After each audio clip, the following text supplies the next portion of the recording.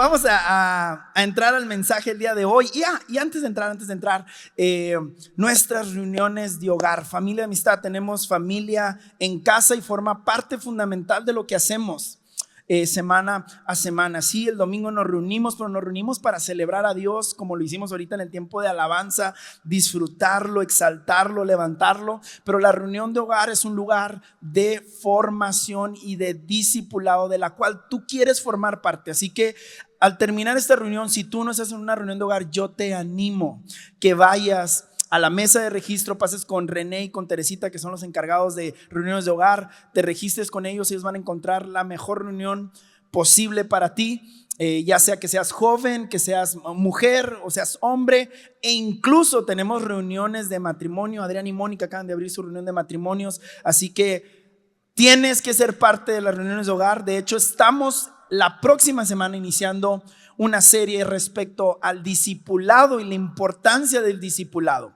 El discipulado en la vida cristiana no puede ser opcional, es algo necesario. Necesitamos ser formados a la imagen de Jesús. Pero bueno, el día de hoy tengo un tema especial. Este no es serie, pero sí es algo que Dios puso en mi corazón, algo que Él ha estado tratando con mi vida personal y que yo creo que puede ser de bendición para esta casa, y por eso lo quiero compartir con ustedes. Y para eso te voy a pedir que vayamos a Primera de Samuel, capítulo número 7. Y quiero que sepas, a medida de que vas buscándolo en tu Biblia o en tu aplicación, quiero que sepas que el plan de Dios para tu vida es que tú puedas vivir una vida abundante, es que tú puedas vivir una vida en libertad, es que tú puedas vivir una vida en victoria. Hay pasajes de la palabra que nos comprueban que este es el plan de Dios.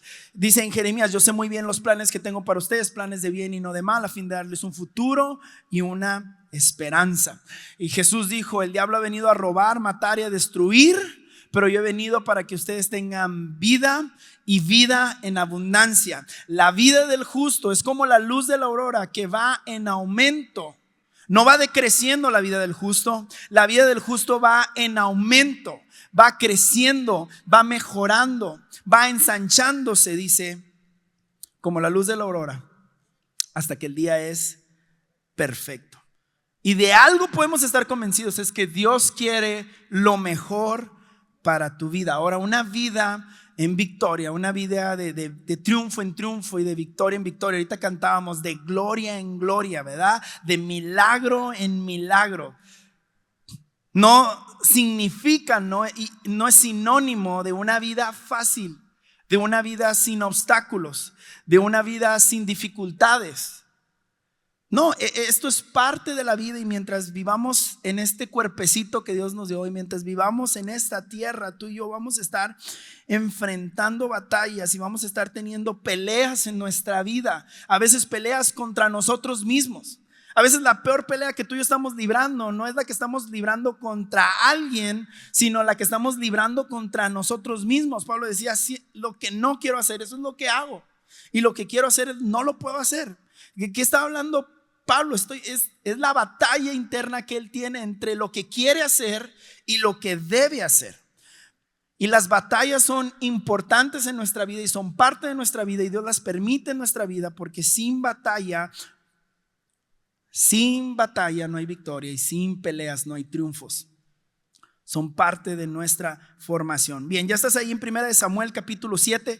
Vamos a leer del verso 2 al verso 12 únicamente, y dice así: el arca permaneció en Kiriat Jearim durante mucho tiempo. Pasaron 20 años y todo el pueblo de Israel buscaba con ansiedad al Señor. En Kiriat Jearim llegó el arca, la trajeron, y ahí duró mucho tiempo. Duró 20 años y el pueblo buscaba con ansiedad al Señor. Por eso Samuel le dijo al pueblo: si ustedes desean volverse al Señor de todo corazón, desháganse de los dioses extranjeros y de las imágenes de Astarte. Dedíquense totalmente a servir solo al Señor, y Él los librará del poder de los filisteos. Así que los israelitas echaron fuera a los ídolos de Baal y a las imágenes de Astarte, y sirvieron solo al Señor. Verso 5, luego Samuel ordenó: reúnan a todo Israel en Mizpa para que yo ruegue al Señor por ustedes. Cuando los israelitas se reunieron en Mizpa, sacaron agua y la derramaron ante el Señor. También ayunaron durante el día y públicamente confesaron: hemos pecado contra el Señor. Fue en Mizpa donde Samuel comenzó a gobernar a los israelitas. Verso 7, cuando los filisteos se enteraron de que los israelitas se habían reunido en Mizpa, los jefes filisteos marcharon contra Israel. Al darse cuenta de esto, los israelitas tuvieron miedo de los filisteos y le dijeron a Samuel: no dejes de clamar al Señor por nosotros. Estoy leyendo la Nueva Versión Internacional. Dice: para que nos salve del poder de los filisteos. Samuel tomó entonces un cordero pequeño y lo ofreció en holocausto al Señor. Luego clamó al Señor en favor de Israel y el Señor respondió. Mientras Samuel ofrecía el sacrificio, los filisteos avanzaron para atacar a Israel. Pero aquel día el Señor lanzó grandes truenos contra los filisteos. Esto creó confusión entre ellos y cayeron derrotados ante los israelitas. Entonces los israelitas persiguieron a los filisteos desde Mizpa hasta más allá de Bet-car, matándolos por el camino. Verso 12 y último. Después Samuel tomó una piedra, la colocó entre Mizpa y Sen y la llamó a la piedra Ebenezer. El Señor no ha dejado de ayudarnos. Vamos a orar. Padre, te damos gracias esta mañana por tu presencia en esta casa. Lo más bello, lo más especial, lo más auténtico que hay en este lugar es tu presencia. Espíritu Santo, yo te pido que tú tomes absoluto control en este tiempo, como lo has venido haciendo a lo largo de la reunión. Que tomes mi vida, mis palabras, mi mente, y seas tú hablando a nuestro espíritu, porque solamente tú tienes palabras de vida eterna. Solamente tú tienes la capacidad de volver el corazón a ti, de transformar nuestra vida y de llevarnos de la derrota que el enemigo ha planeado para nuestra vida a la victoria que está planeada, Señor, para aquellos que te buscan y que te aman. En el nombre precioso de Jesús. Amén. Te pongo en contexto de lo que está pasando aquí. Está Israel todavía en un tiempo donde es gobernado por jueces. No hay reyes hasta este momento. De hecho, Samuel va a ser el último de los jueces que va a haber en la palabra, que vamos a ver en la Biblia, en la historia de Israel. Y en este tiempo, muchos de los jueces que habían venido como Sansón, por ejemplo, eran jueces que eran líderes militares. Y en este caso Samuel no era tanto un líder militar, sino era más bien como un líder sacerdotal. Era un sacerdote. Él dirigía al pueblo y bajaba lo que había en el corazón de Dios para el pueblo. En ese tiempo, los archienemigos de los israelitas eran los filisteos. Tenían pleito casado con ellos. Y unos capítulos atrás te vas a poder dar cuenta que estaban enfrentándose los israelitas contra los filisteos. Y en el primer round que tuvieron, los israelitas perdieron contra los filisteos. Y perdieron, si mal no recuerdo, como unos 5,000 hombres. Hace tiempo que leí esto, pero más o menos, si no mal recuerdo. Y los israelitas vuelven bien sacados de onda porque ellos creyeron que iban a ganar contra los filisteos. O sea, el Dios de Israel está con nosotros, el Dios verdadero está con nosotros. No esperamos perder una batalla. Pues la perdieron. Y cuando vuelven bien sacados de onda, dijeron: ya sé, vamos a traer el arca y la vamos a sacar del templo y la vamos a traer a la batalla, porque entonces el Señor tendrá que darnos la victoria. Porque obviamente, estando Dios en medio de la batalla, Él no va a perder. Traen el arca, pelean una vez más y oh sorpresa, vuelven a perder los israelitas. Y no solamente pierden la batalla, sino que pierden el arca, que representaba, donde estaba, habitaba, no solamente representaba, habitaba la presencia de Dios. Y los filisteos, imagínate, este era el más valioso de los tesoros dentro del botín que habían conseguido. Y la llevaron los filisteos y la pusieron delante de todos sus dioses, y ahí la tenían. Y me voy a ir más rápido, no entro mucho en detalle. Total, que a la vuelta de 7 meses todos los filisteos estaban infestados de tumores. Y se cree que estos tumores que se extendieron era por una plaga de ratas que se había extendido en todo el territorio filisteo. Entonces los filisteos, yo creo que estos se acordaron. Oh sí, yo me acuerdo que una de las formas en las que Israel fue liberado de Egipto fue cuando las plagas vinieron y las langostas vinieron y todas las calamidades y las enfermedades que vinieron. Entonces los filisteos dijeron: no, pues de mensos nos vamos a quedar con ella. Entonces prepararon el arca, agarraron un par de vacas y mandaron de regreso el arca a los filisteos, a los israelitas. Cuando los israelitas ven que viene el arca entrando, se llenan de alegría, porque los israelitas se habían acostumbrado a tener la presencia de Dios con ellos.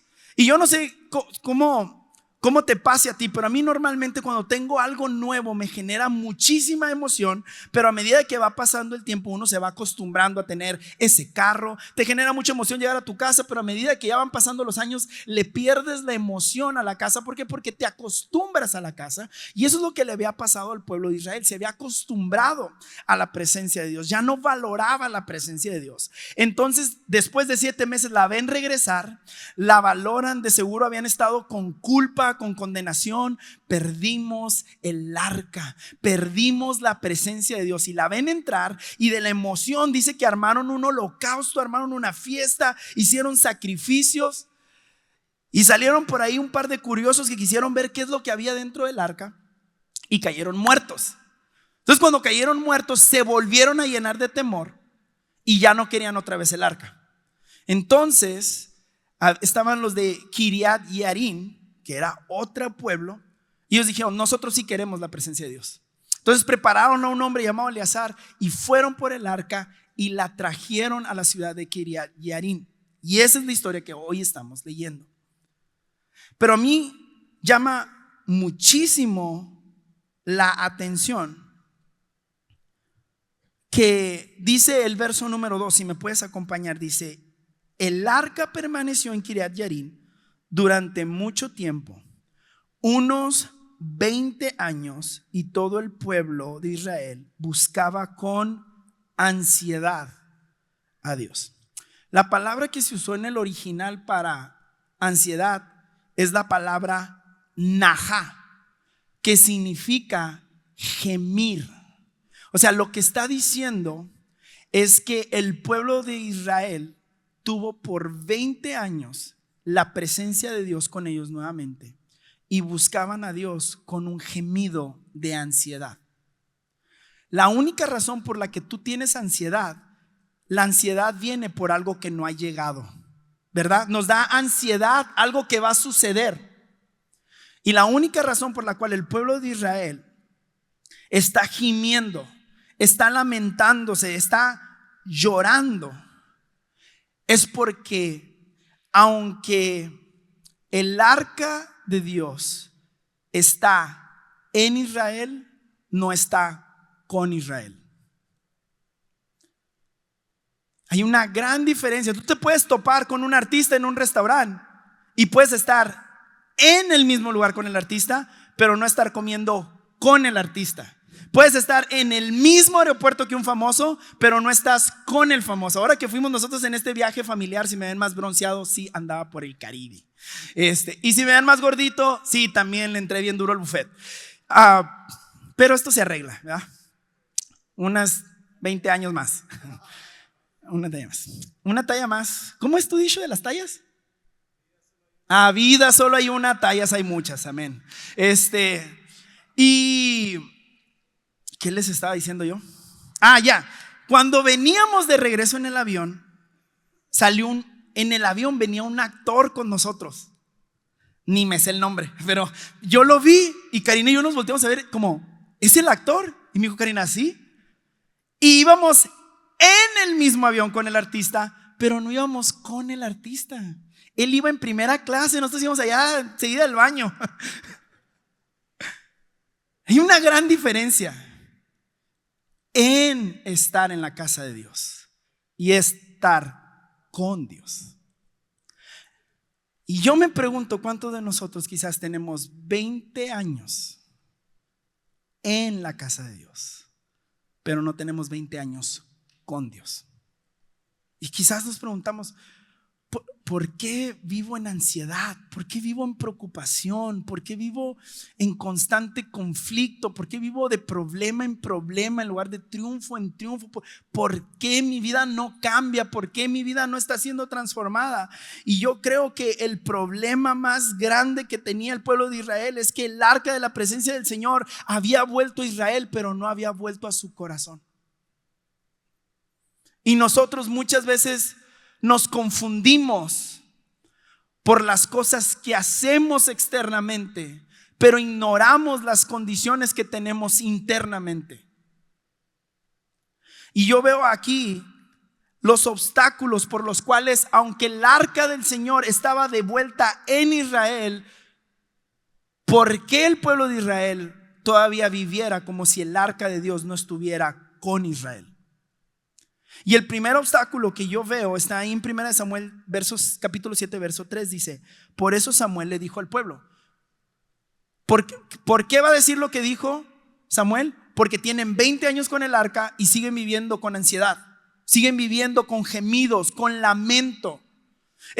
Yo de entrada lo leo y digo: uy, ansiedad, tenían deseo. No era deseo, era un gemir, era un lamento, era un dolor. Porque ¿por qué está aquí el arca del Señor y no podemos encontrar al Señor? ¿Qué es lo que está pasando?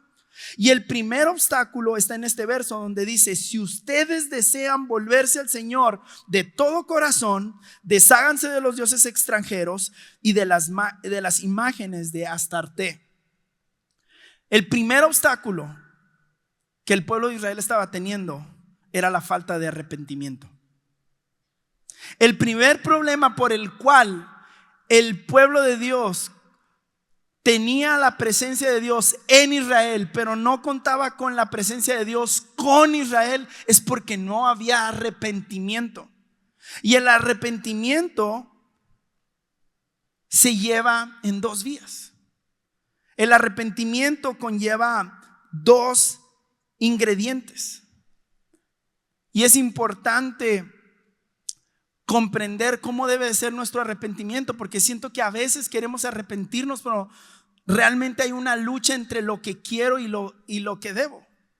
Y el pueblo de Israel estaba triste cuando habían perdido el arca, pero en el momento que llegó se llenaron de emoción, se llenaron de alegría, y a los 5 minutos ya se querían deshacer de ella nuevamente. Es como los que somos papás y que hemos hecho un viaje sin los hijos, ¿verdad? Los papás, cuando hemos hecho un viaje sin los hijos, estamos emocionados porque vamos a ir sin los hijos, solos, disfrutando. Salimos, no llevamos ni 5 minutos, llegamos al aeropuerto y vemos el monito que le gusta, ¿verdad? Vimos a la Gaby Pandi y empezamos: ay, la Andrea. Ay, y luego te sientas y está una familia con sus hijos y: ay, aquí anduvieran nuestros hijos. No más, si ya no lo soportabas, pero ya se te olvidó y estás todo el viaje lamentándote. Yo me acuerdo una ocasión, Karina y yo nos escapamos a Disney sin las niñas. Fue un tormento. Todo nos recordaba a las niñas, las filas, los juegos, los baños, las tiendas, todo nos recordaba. Y llegas a la casa y los ves con todo el amor, y después de 5 minutos te quieres volver a ir, ¿verdad? Soy el único que le pasa. Predícalo, te estoy predicando, ¿eh? Ya te quieres volver a ir. Y así le pasó al pueblo de Israel. Se fueron y se estaban lamentando, regresaron y se deshicieron de ella inmediatamente. ¿Por qué? Porque no había un arrepentimiento genuino. Y el pueblo de Israel, es bien curioso esto, pero el pueblo de Israel, fíjate, hicieron algo indebido. De hecho, el pueblo de Israel hizo todo mal. Si ya nos ponemos bien técnicos, la manera en la que hicieron el sacrificio estuvo mal. Dios había dejado bien claro cómo tenían que ser los holocaustos, y estos soquetes hicieron lo que les pegó la gana. Pero mira, Dios estaba viendo el corazón y decía: bueno, pues quieren que vuelva, ¿no?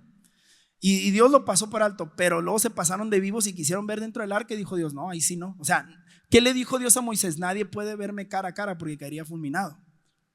Y cuando abrieron el arca, ¿quiénes se equivocaron? ¿Dios o los hombres? ¿Y cuál fue la reacción? No, yo no quiero este Dios.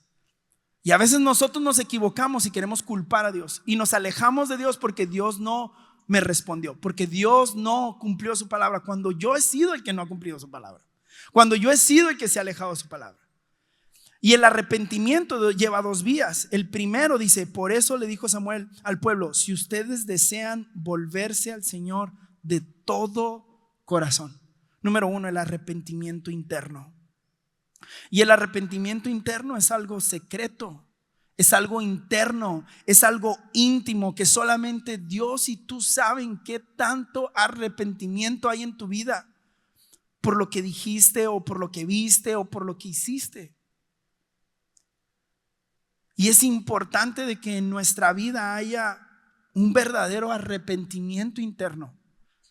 Porque muchas veces decimos estar arrepentidos, pero la realidad es que nuestro corazón no lo está.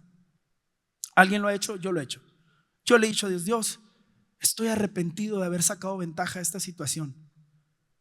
Pero como el sticker ese de la señora que está así y luego se ríe por acá, ¿no? Pero mi corazón que es perverso, dice, ¿cuál arrepentido? Si sacamos ventaja de esta situación. Pero Dios ve nuestro corazón. Y luego continúa ese mismo verso 3, dice, desháganse de los dioses extranjeros y de las imágenes de Astarte. Entonces el arrepentimiento inicia con una condición interna, pero termina con una acción externa. Dice, si se van a arrepentir de todo corazón, si se van a arrepentir verdaderamente de corazón en su interior, entonces van a poderse deshacer de todos los dioses en su exterior, de todo lo que te ata. Y muchas veces tú y yo hacemos al revés. Tú y yo hacemos cambios externos sin tener un arrepentimiento interno. Y eso también yo lo he hecho muchas veces. Y eso es cuando decimos, ya no lo voy a volver a hacer, ya no lo voy a volver a decir, ya no lo voy a volver a ver, ya no lo voy a volver a pensar, ya no voy a volver a ir. Pero a la vuelta de 1 o 2 semanas, ahí estás otra vez. A la vuelta de 1 o 2 días, ya lo estás pensando otra vez. O a la vuelta de 1 o 2 horas, ya lo estás haciendo otra vez. ¿Por qué? Porque tenemos un arrepentimiento externo, pero no tenemos un arrepentimiento interno. Y muchas veces nos queremos engañar a nosotros mismos. Pero lo que tú y yo tenemos que buscar es que Dios traiga a nuestro corazón, que Él vuelva nuestro corazón a Él y que nos ayude a tener un verdadero arrepentimiento. Porque la única forma de que haya cambios externos permanentes es que primero haya un cambio internamente. Tenemos que ser honestos y transparentes con Dios y decirle, Señor, tú conoces mi corazón. Dios ve el corazón. Luego continúa en el mismo verso 3, dice, y después de que de todo corazón hayan renunciado a sus dioses, a los dioses de Baal y a los dioses de Astarte, dice, dedíquense totalmente a servir solo a Dios y Él los librará del poder de los filisteos. Número 2, la falta de consagración. Y yo sé que la palabra consagración suena muy espiritualoide, pero llevémoslo al plano práctico. La consagración es ser apartado. Estás consagrado única y exclusivamente para todo lo que agrade a Dios. Estás comprometido con lo que Dios está comprometido y no tienes compromisos con lo que Dios no tiene relación. Y ese era el problema del pueblo de Israel, es que volvió el arca del Señor y ellos agregaron al arca a todas sus costumbres. Y por eso después de 20 años todavía sigue Baal ahí, sigue Astarte ahí. Y tú y yo después de 20 años sigue el dinero aquí, y sigue la infidelidad aquí, y sigue el robo aquí, y sigue la manipulación aquí, y sigue el chisme aquí, y sigue el juicio aquí, y siguen un sinfín de cosas queriendo compartir el trono que solamente le pertenece a Dios. Y nuestra falta de consagración nos hace vivir esclavos cuando Dios ya nos dio una libertad. Y fue la falta de consagración. Y Samuel dijo, ok, primero de todo corazón, desháganse de todo y conságrense al Señor. Y esos son los obstáculos por los cuales a veces tú y yo no podemos vivir en la libertad. ¿Sabes por qué? Porque tanto tú como yo seguimos compartiendo el trono que solamente le pertenece a Dios. Hasta aquí voy a dejar el mensaje para Campus Magdalena. Van a continuar allá con Carlos y con Reina.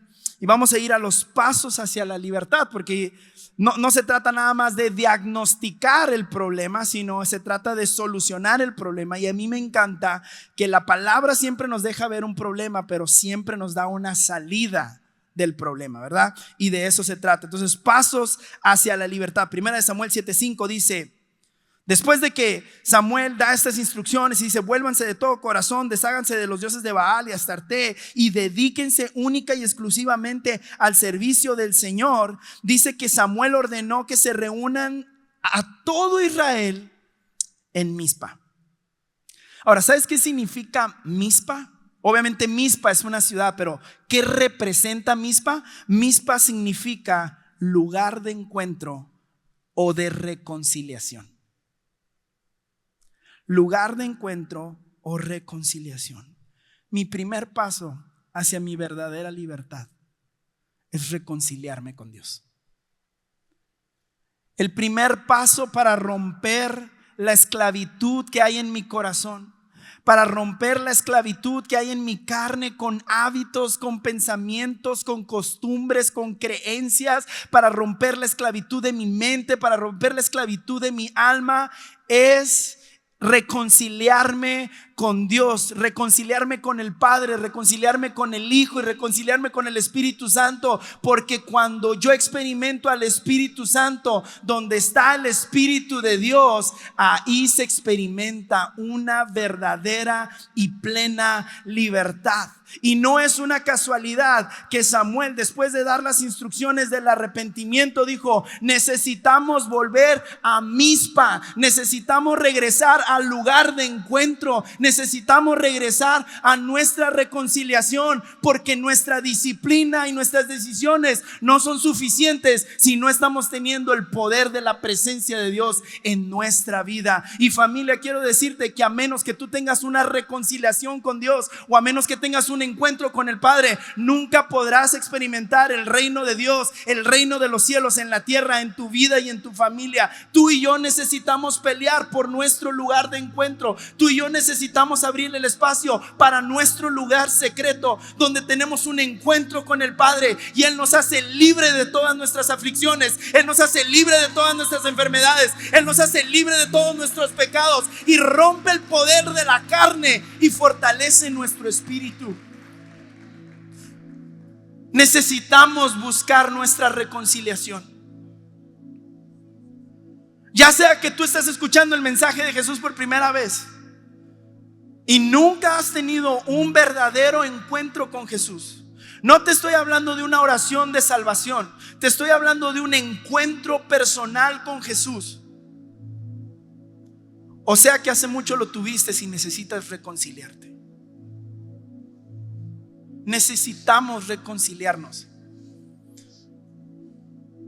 Yo reconozco que hay áreas de mi vida que necesitan reconciliarse con Dios. Como en el matrimonio, cuando hay ciertas cosas que están bien, pero tú sabes que hay un área que no está del todo bien. Así tú y yo necesitamos reconciliarnos con Dios. Porque a menos que seamos reconciliados con el Padre, viviremos esclavos de la maldad. El lugar de reconciliación para el pueblo de Israel fue Mizpa, pero para ti y para mí es la cruz de Jesús. Ese es el lugar de encuentro, el lugar donde fuimos, somos y seremos para siempre reconciliados con el Padre. Yo creo que le estoy hablando a más de uno. Nos estoy hablando a más de uno que necesitamos ser reconciliados con el Padre. Porque no se trata de si eres hijo o no. Quizás eres hijo, pero eres pródigo. Eres un hijo que se ha ido, eres un hijo que se ha distanciado, eres un hijo que se ha enfriado, quizás somos hijos que hemos olvidado quiénes somos, hemos olvidado el precio que el Padre pagó por nosotros, hemos olvidado nuestra posición y sin darnos cuenta hemos dejado de vivir como hijos para vivir como esclavos en otro lugar. Y necesitamos reconciliarnos. Y yo sé que es un camino difícil, es un camino largo, es un camino a veces doloroso y vergonzoso, pero no hay mejor lugar para nuestra alma que ser reconciliados con el Padre. Necesitamos regresar. La familia, amistad, no se trata nomás de que tengas una familia bonita. Ese va a ser el resultado de haber sido reconciliado con el Padre y de experimentar la libertad del Padre. Y eso transformará tu vida, transformará tu matrimonio, y transformará tu familia, tus finanzas, tu salud, tu negocio, tu trabajo y tu manera de vivir. Pero todo nace de la reconciliación. Todo es un fruto de la reconciliación con el Padre. Cada persona, enfermos se encontraban con Cristo y eran sanados. Ciegos se encontraban con Cristo y podían ver. Paralíticos, lisiados. Y quizás no estamos lisiados físicamente, pero estamos lisiados en el alma, en la mente y en el espíritu. Pero no hay enfermedad y no hay maldad que se pueda encontrar ante la presencia de Jesús y se pueda resistir. Necesitamos ser reconciliados. Y quizás tú dices: yo soy ese que ha tenido por 20 años la presencia del Señor en su vida, pero no la ha tenido conmigo, no la ha tenido a mi favor, no le he apreciado, no le he valorado, no le he permitido. Conozco, sé de esa palabra, sé del poder de la oración, pero de alguna manera, no sé cómo, no me he podido reconciliar con el Padre. Luego continúa ahí mismo en el verso 5, dice: luego ordenó Samuel: reúnan a todo el pueblo de Israel en Mizpa. ¿Para qué? Para que yo ruegue al Señor por ustedes. Samuel ya había tomado la decisión de reunir a todo el pueblo de Israel en el lugar de encuentro, en el lugar de reconciliación. Pero Samuel sabía que la obra de Dios en ellos solamente podría ser completada a través de la oración. Una vida de oración en la vida de un Cristo creyente es indispensable. Llevar una vida de oración con Dios es indispensable en nuestro caminar. Y la única razón por la cual a veces no creemos en esto o no vivimos una vida de oración, no creemos en el poder de la oración, es porque no hemos visto el poder de la oración por nuestra misma falta de oración. Porque cuando empezáramos a ver los resultados del poder de la oración, no íbamos a querer parar de orar. Y yo sé que tú automáticamente estás pensando en un tiempo determinado, a puerta cerrada. Y sí te estoy hablando de ese tiempo de oración, pero también te estoy hablando de una oración sin cesar, una oración constante, una constante conexión. Mientras la palabra nos invita a no preocuparnos por nada y orar por todo, nosotros vivimos preocupados por todo y no oramos por nada. Jesús mismo, siendo Dios, Jesús, el Hijo de Dios, tomaba el tiempo y se apartaba para orar. ¿Cuánto más tú y yo, que somos simples mortales de carne y hueso, necesitamos la oración? Familia, si tú y yo oramos solamente cuando estamos en problemas, déjame decirte, estamos en problemas. Hablaba este jueves con Alan Fierro, un amigo que está en mi reunión de hogar. Lo aprecio, lo valoro muchísimo. Y él está viviendo una belleza de relación con Dios ahorita, y me llena de alegría escucharlo, todo lo que él está pasando.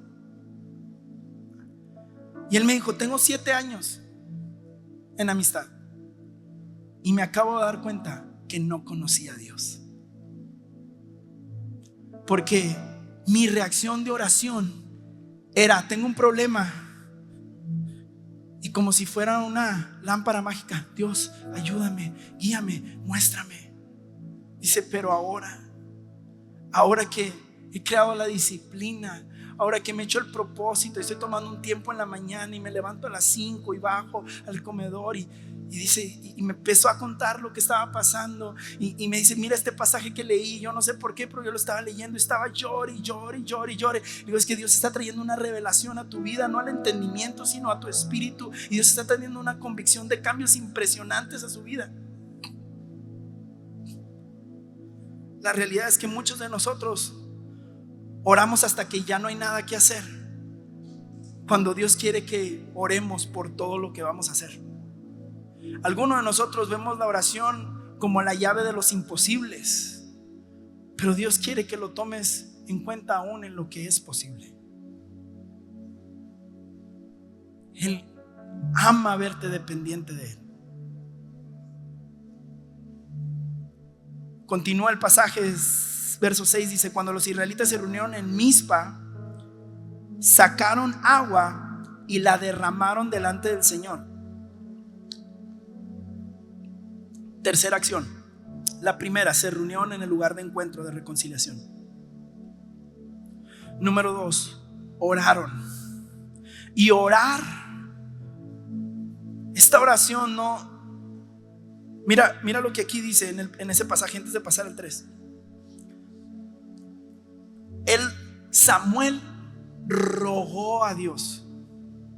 ¿Sabes por qué rogó? Por su voluntad, por su misericordia.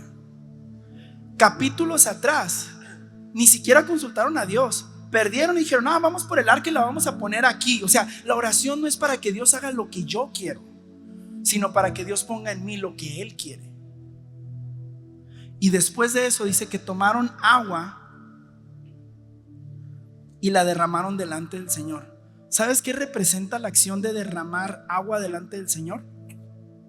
Tiene un significado. Eso está en Lamentaciones capítulo 2 verso 19. Dice: levántense durante la noche y clamen. No es coincidencia. ¿Qué están haciendo? Están orando, están clamando, están haciendo Lamentaciones está diciendo lo mismo que Samuel hizo: rogarle al Señor, pedirle al Señor. Y luego mira con lo que continúa y dice: desahoguen el corazón como agua delante del Señor. ¿Qué hizo Samuel? ¿Qué hizo el pueblo de Israel? Tomó agua y la derramó delante del Señor. ¿Sabes qué está haciendo Israel? Está derramando su corazón, está vaciando su corazón, está sacando sus temores, está sacando su voluntad, está humillándose delante de Dios, está derramando, vaciando el corazón, sacando a sus dioses, no solamente externamente sino internamente. Está rindiendo su alma, está rindiendo sus entrañas, está rindiendo sus deseos, está rindiendo sus sueños, sus anhelos, lo que ellos quisieran, su propia voluntad. Están derramando su corazón. Número 3, rinde tu corazón. Número 1, reconcíliate con Dios. Número 2, oración. Número 3, rinde tu corazón. Rinde tu corazón con todo lo que eres. Aunque al hacerlo tengas que decirle a Dios: la verdad, Dios, es que estoy arrepintiéndome ahorita con mis labios, pero mi corazón se aferra a esto. La realidad, Señor, es que te estoy diciendo que no lo quiero volver a hacer, pero mi corazón sigue anhelando volverlo a hacer. La verdad es que te estoy diciendo, Señor, que no quiero volver a pecar, no quiero volver a tener este hábito, no quiero volver a tener este vicio, pero la realidad es que hay algo dentro de mí que quiere seguir abrazando esto, quiere seguir haciendo esto, quiere seguir pensando esto, quiere seguir viendo esto, quiere seguir escuchando esto. Vacía tu corazón, saca todo lo que hay dentro de ti, confiésalo delante de Él. Y eso me lleva a mi paso número 4, porque continúa, dice: también, aparte de derramar el agua, ayunaron durante el día y públicamente confesaron: hemos pecado contra el Señor. Hemos pecado contra el Señor. Número 4, confiesa tu pecado. Confiesa tu pecado. Cuando estés derramando tu corazón, confiesa tu pecado, porque si tú no confiesas tus pecados con tu boca, tu mente te convencerá que no te necesitas arrepentir. Quizás hay algo en tu vida que la primera vez que lo hiciste sentías una culpa, una condenación, o quizás era un remordimiento o arrepentimiento. Y lo primero que hiciste fue decir: Dios, perdóname, yo no quiero hacer esto. Yo sé que esto lastima tu corazón. Y quizás la segunda vez que lo hiciste dijiste: Señor, perdóname, lo volví a hacer. Yo no quiero hacer esto. Y luego la tercera vez que lo cometiste dijiste: Señor, perdóname. Pero ya después, ya dejaste de confesarlo. Y dijiste: si no puedo confesarlo, pues entonces voy a ocultarlo. Hasta que llegó el momento en que tu mente perdió el hábito de confesar. Y al enemigo le encanta que tú ocultes tu pecado. Dice David cuando lo enfrenta a Natán: mientras te oculté mi pecado, se me secaban los huesos. Y algunos aquí tenemos ratos secándonos por dentro. Pero te confesé mi pecado. Confiesa tu pecado. No importa si es la primera, la segunda, la tercera, la veinteava, la infinito vez. No dejes de confesar tu pecado. Señor, perdóname, he pecado contra ti, he pecado a ti, te he lastimado, a ti te he fallado. Señor, perdóname, lávame, límpiame y enséñame a cómo salir de aquí. Guíame, Señor, y trata con mi vida, trata con mi corazón. Haz lo que tengas que hacer, Señor, pero yo no quiero seguir viviendo en esta condición. Mira lo que dice Primera de Juan capítulo 1 verso del 8 al 9. Dice: si afirmamos que no tenemos pecado, lo único que hacemos es engañarnos a nosotros mismos y no vivimos en la verdad.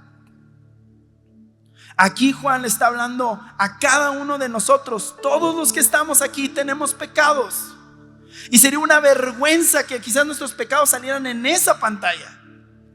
Algunos ni nos volveríamos a parar en este lugar. Dice: y si negamos que los tenemos, nos estamos engañando a nosotros mismos. Pero el verso 9 me encanta. Dice: pero si confesamos nuestros pecados a Dios, Él es fiel y justo para perdonarnos nuestros pecados y limpiarnos de toda maldad. Yo no soy limpiado de toda maldad. Y no soy perdonado por conocer mis pecados, soy perdonado por confesar mis pecados, por reconocer mis pecados y confesarlos y decirle a Dios: perdóname, perdóname por estos pensamientos de lujuria que estoy teniendo, perdóname por la falta de dominio propio que estoy teniendo, perdóname por tanta gula, perdóname por tanto chisme. La verdad es que me encanta el chisme, lo visto de interés, pero lo único que me interesa es saber el chisme completo para orar por él, ¿verdad? Dice: confiesa tu pecado. No hay nada peor que una persona que vive en esclavitud espiritual. No importa cuánta libertad financiera tengas, si vives en esclavitud espiritual. No importa cuánta libertad de salud física pueda vivir, si mi alma vive esclava. La palabra de Dios nos dice que conoceremos la verdad y la verdad nos hará libres. Y si tú confiesas tus pecados, Él es fiel y justo para perdonarte, para limpiarte y para que tú puedas vivir en libertad. Ahora déjame te digo cómo termina esta historia, porque eso es lo que me encanta.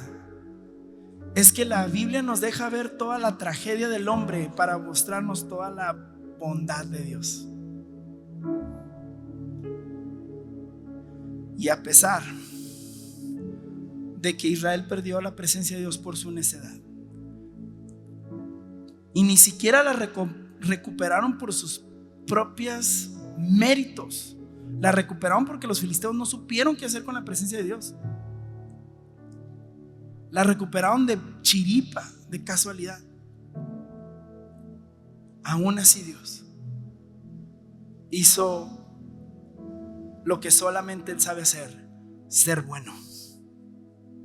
Verso 7: Cuando los filisteos se enteraron de que de todo lo que andaban haciendo los israelitas, que se reunieron en Mizpa, que estaban pidiendo perdón, que estaban orando, que estaban vaciando su corazón, que se estaban arrepintiendo, dice, los jefes de los filisteos marcharon contra Israel.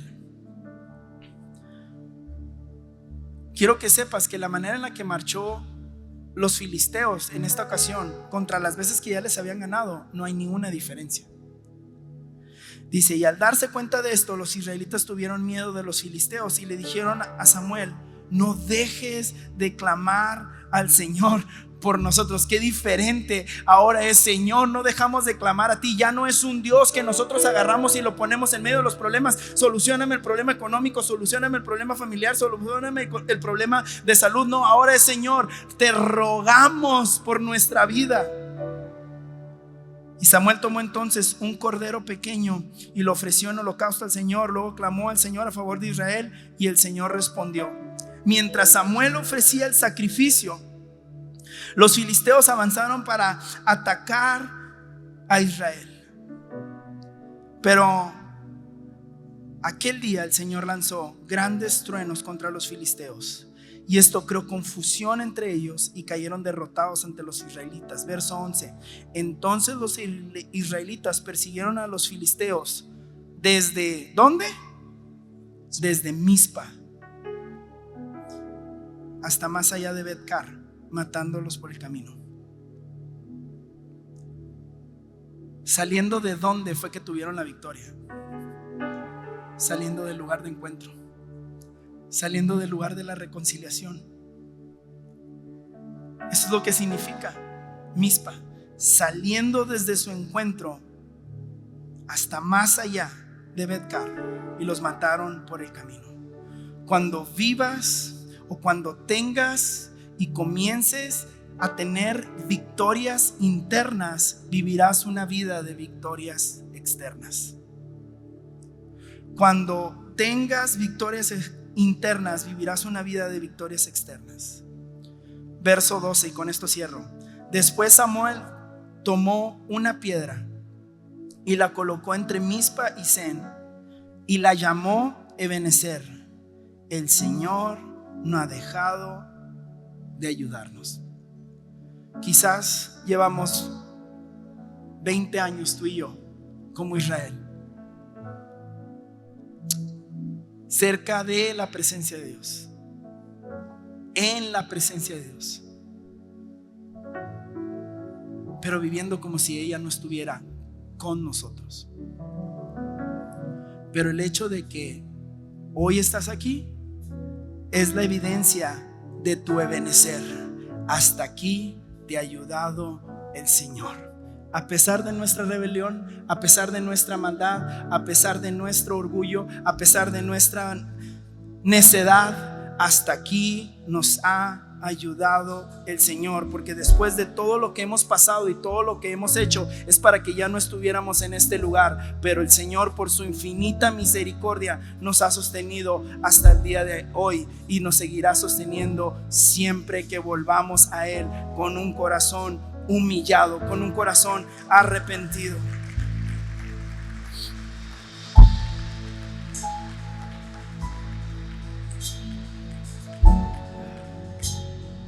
Mira lo que dice Salmo 51:17. Esto lo dice Dios, o el salmista para Dios dice: para ti la mejor ofrenda es la humildad. Tú, mi Dios, no desprecias a quien con sinceridad se humilla y se arrepiente. Él no desprecia a quien con sinceridad se humilla y se arrepiente.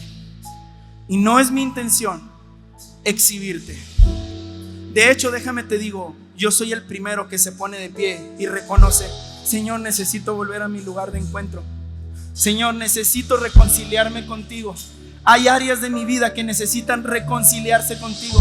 Hay dioses en mi vida que están tomando el lugar que a ti te pertenece. Y hoy reconozco que estoy teniendo batallas, estoy teniendo luchas y estoy teniendo derrotas porque han sido las consecuencias de mis propias decisiones. Y hoy vengo a ti, Señor, con un corazón arrepentido, quizás con un corazón hecho pedazos. Hoy vengo a ti, Señor, con un corazón confundido, pero que necesita y reconoce, necesita ser salvado, necesita ser rescatado. Señor, hoy anhelo más que cualquier otra cosa tener una reconciliación contigo, tener un encuentro contigo. Yo no sé qué tanto va a cambiar mi vida saliendo de estas puertas, pero algo sí estoy seguro: yo quiero tener un verdadero encuentro contigo. Yo quiero vivir en la libertad que tú pagaste con un alto precio en la cruz, Señor, para mi vida. Así que hoy vuelvo a ti, Señor. Hoy me arrepiento como volvió Israel a ese lugar de encuentro, y levanto mi oración, no entre labios, no entre dientes, sino levanto un clamor ferviente y te digo: perdóname, he pecado contra el cielo y contra ti. Señor, perdóname, no soy digno de tu presencia, pero tu gracia y tu misericordia me dan la entrada ante el trono de la gracia, del perdón, la misericordia y la redención. Y yo puedo vivir en completa libertad. Ninguna condenación hay para los que estamos en Cristo Jesús, pues Él es el Cordero que limpia el pecado del mundo una vez y para siempre. Mis pecados del pasado, del presente y del futuro han sido perdonados por tu preciosa sangre, Señor. Y hoy derramo mi corazón, vacío mi corazón, vacío mis sueños, mis anhelos, mi lucha, mi voluntad. Señor, todo lo bueno y todo lo malo me despojo, los tomo por basura, los tomo por nada, con tal de ganarte a ti, Cristo, con tal de tenerte a ti, Cristo, a lo que más deseo y a lo que más amo. Señor, lávame y límpiame. Señor, límpiame, rescata del hoyo mi vida. Gracias porque tú me has salvado una vez y para siempre. Mil gracias, amado Dios. Gracias por tu salvación. Gracias porque tú no te has dado por vencido conmigo. Gracias porque yo he pensado en tirar la toalla y dejar todo, pero tú nunca has considerado la idea de dejarme, de abandonarme. Aunque me dejen mi padre, mi madre, mi familia, mis amigos, mi trabajo, Señor, tú nunca me abandonarás. Tú has prometido estar conmigo, Señor, a donde quiera que yo vaya. Señor, y yo te doy gracias por tu fidelidad y por tu salvación. Vamos, hay alguien que pueda adorar a Dios, alguien que pueda reconocer que Él nos salva, Él nos ha salvado y nos salvará para siempre. Señor, te reconocemos, reconocemos tu bondad, reconocemos tu misericordia, y hoy adoramos tu presencia, valoramos tu presencia, anhelamos tu presencia. Vamos, levanta tu voz, levanta tu clamor, levanta tu ruego a Él. Señor, sálvame, Señor, límpiame, Señor, líbrame, Señor, cámbiame, transfórmame, haz de mí un hombre nuevo, transforma mi corazón, Señor, cambia mi mente, renueva mi espíritu. Oh Jesús, vamos, levanta tu voz. Jesús salva, Jesús salva, Jesús salva, ese es nuestro. Vamos, una y otra vez. Jesús salva.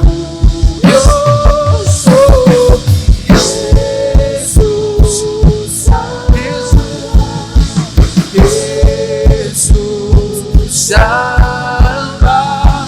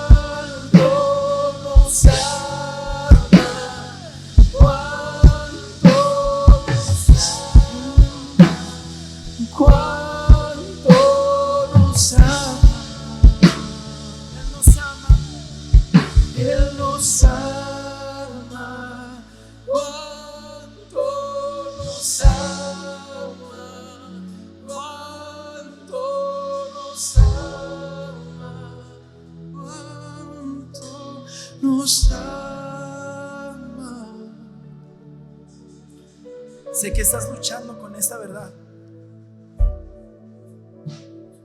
porque hasta tú mismo has perdido la capacidad de amarte después de todo lo que has hecho, de todo lo que has vivido. Pero Dios te dice: ni las muchas aguas podrán apagar el amor que yo tengo por ti. Si yo te amé aún antes de que me entregaras tu vida, ¿cómo no he de amarte ahora que eres mío?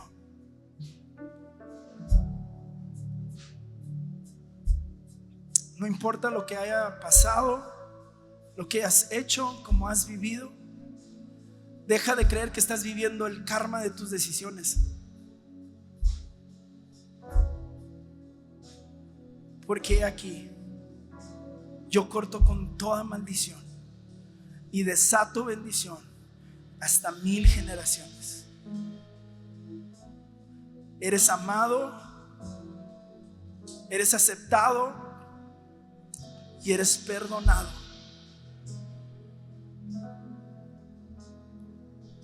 Has sido reconciliado para siempre. Así que no temas. Así que no te detengas.